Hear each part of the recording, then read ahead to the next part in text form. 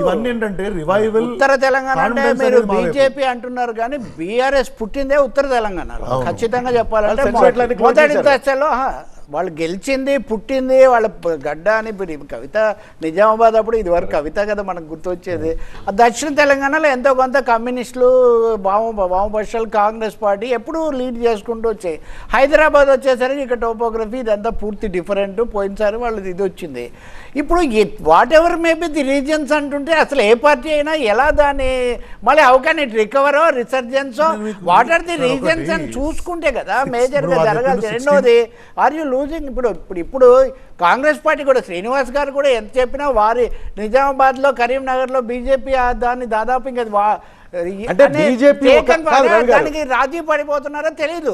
మీ observation ప్రకారం చెప్పండి, BJP ఒకసారి మొదలు పెట్టిందంటే కబళించేస్తుంది, అది బీఆర్ఎస్ ని కబళించేసి పాతుకుపోతుందా అని. వాట్ హ్యాపెన్స్ అనేది నిజంగా ఇప్పుడు ఎన్సీపీ చీలిపోయిన తర్వాత మహారాష్ట్రలో కలిసిపోవడాలు ఇట్లాంటి రకరకాలవి ఇవి ఇద్దరు కలిసి చేస్తారేమో.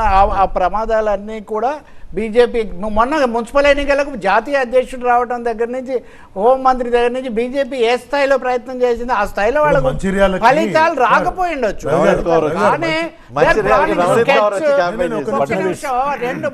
రెండు చిన్న బ్రీఫ్ గా చెప్తా. తెలంగాణకు బీజేపీ పెద్ద స్కెచ్ చేసుకొని ఉంది.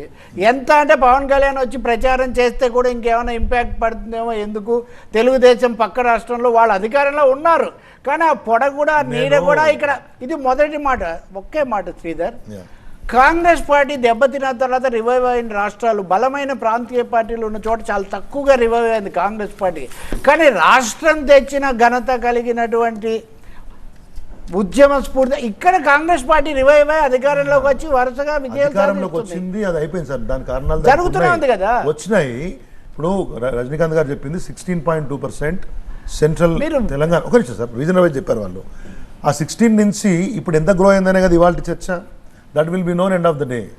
నార్త్ తెలంగాణలో మీరు 2 మేజర్ కార్పొరేషన్లు తప్పితే సార్.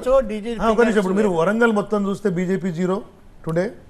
వరంగల్ మొత్తం చూస్తే BJP 0, Kesamudram hung, Mahabubabad hung, Thorrur we have 1 and మిగతా మున్సిపాలిటీలలో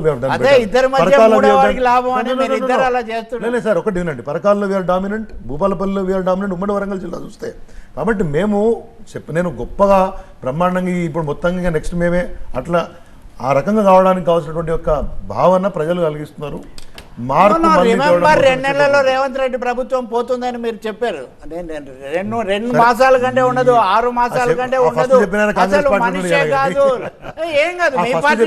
మీ పార్టీలోనే ఎవరో చెప్పండి. ఫస్ట్ స్టేట్మెంట్ ఇచ్చింది కడియం శ్రీహరి గారు. ఫస్ట్ ఎందుకు సార్, తర్వాత ఇచ్చిన ఆయన మనకే సరే ఇవన్నీ వదిలిపెట్టేసారు. శ్రీధర్ గారు ఇంకో పాయింట్ చెప్పండి. ఇట్స్ ఎ క్రెడిబిలిటీ లేకపోతే కెపాసిటీ ఆఫ్ మీ దగ్గర ఉన్న కేటీఆర్ కావచ్చు, హరీష్ రావు, వాళ్ళ లీడర్షిప్ క్వశ్చన్ వస్తుందా? ఇలాంటివన్నీ ఈ నెంబర్స్ అన్ని చూసినప్పుడు వస్తుందా? నో క్రెడిబిలిటీ క్వశ్చన్ అంటే పాస్ట్ కూడా చూడాలి కదా. History is not judged by 1 event. Telangana ఉద్యమం 3 భాగాలుగా వేస్తే బీఆర్ఎస్ పార్టీని కూడా. తెలంగాణ ఉద్యమం, అప్పుడెత్తుపల్లాల్లో పార్టీగా 10 సంవత్సరాలు, అప్పుడు అనేక ఎన్నికలు, ఇప్పుడు ప్రతిపక్షంగా ఎన్నికలు. ఉద్యమ కాలంలో సక్సెస్, అధికారంలో ఓకే, అవును, ప్రతిపక్షంలో ఫెయిల్యూర్ అన్న నేను. ఇప్పుడు ఒకటండి, ప్రతిపక్షంలో మీరు 90-10 అనుకోండి. 90-10 ఎస్ ఐ అగ్రీ. ఓపెన్ అమ్మా, పార్లమెంట్లో వివర డిమాకల్ 100% కదా. అధికారంలో ఉన్నప్పుడు ఎక్కడి నుంచి పాలించినా సరిపోయింది శ్రీధర్. ప్రతిపక్షంలో ఉన్నప్పుడు కూడా ఇప్పుడు కేసీఆర్ రంగంలోకి రావాల్సిన అవసరం. ప్రశ్నకు సమాధానం చెప్తా. పార్లమెంట్లో వివర వెరీ బ్యాడ్ పెర్ఫార్మెన్స్, 0.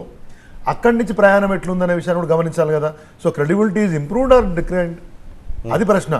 కేసీఆర్ గారి విషయం, కేసీఆర్ పార్టీ వర్కింగ్ ప్రెసిడెంట్గా, కేటీఆర్ గారు సీనియర్ నాయకుడిగా, ఇంపార్టెంట్ లీడర్గా హరీష్ రావు గారు, మిగతా నాయకులు ప్రశాంత్ రెడ్డి గారు అనుకుండొచ్చు, శ్రీనివాస్ యాదవ్ గారు, మిగతా సత్యేంద్ర రెడ్డి గారు, as a team this is they are working.